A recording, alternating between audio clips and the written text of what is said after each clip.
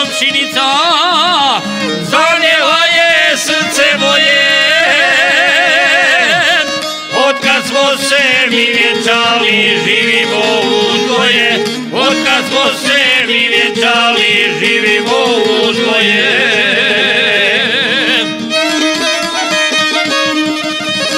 Živjet ćemo zajedno, život provoditi,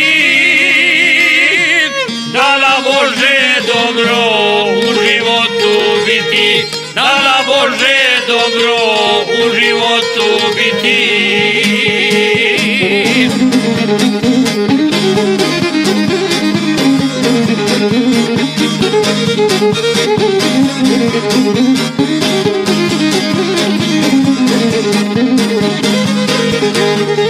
Zavodnica srca moga dala mi je ljubav svoju,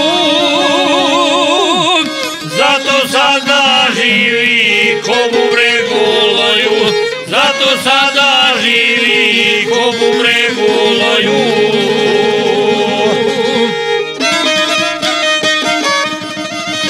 Živjet ćemo zajedno, život provoditi, da nam može dobro u životu biti, da nam može dobro u životu biti.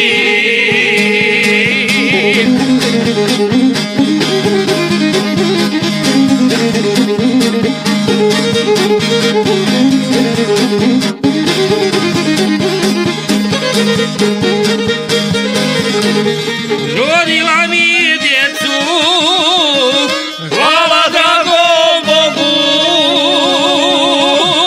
a sad više bez nje živjeti ne mogu, a sad više bez nje živjeti ne mogu.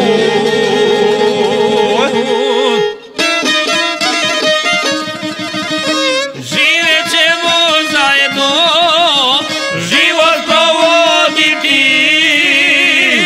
da nam može dobro u životu biti, da nam može dobro u životu biti.